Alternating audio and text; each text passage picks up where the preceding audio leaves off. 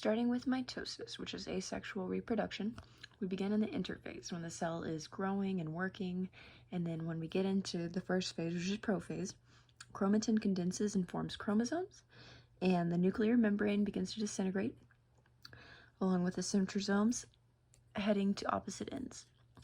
And here we are there on opposite ends in metaphase, which is the longest phase of mitosis, because the chromosomes attach to the microtubules here by motor proteins, and they begin to align in the center of the cell.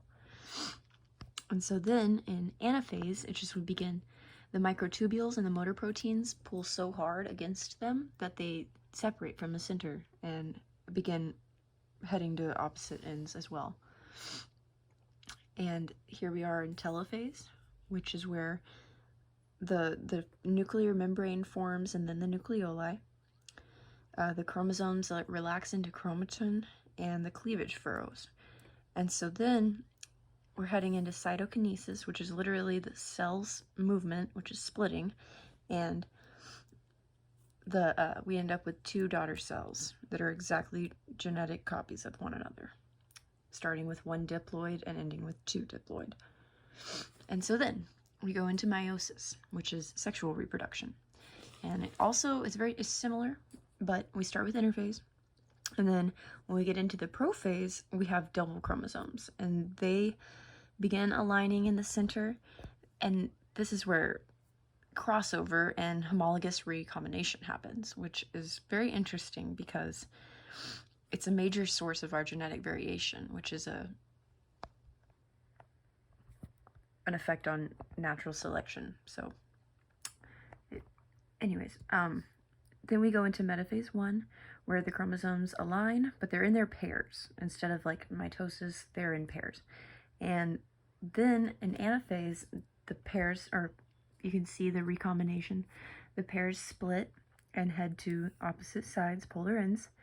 And then we go into telophase. The nuclear membrane and nucleoli form, and the cleavage furrows again. It's very similar, but different. And here's cytokinesis. Then we end with two haploid cells. So we go up into the second phase of meiosis. So here we have the two haploid cells, and then they go, this is basically identical to mitosis. There's not much of a difference here. The DNA clumps into chromosomes, and the microtubules begin to put back into place, wherein we go into metaphase 2, where they align at the center of the cell again. And then anaphase 2, the chromatids are pulled apart. You can see all their recombinations still. And here we are into telophase 2. It's very similar, where the nuclear membrane forms and the nucleoli, and they relax back into chromatin. And here we are. Our product is 4 haploid daughter cells. And it's 1 egg and 3 polar bodies, which are useless in humans, which get reabsorbed. But in plants, it's interesting because they get fertilized too, and they become nutrition for the seeds themselves. So, sorry about my pretty horrible drawing here, but I've got a joke. Did you hear about the cells that got sent to war after mitosis?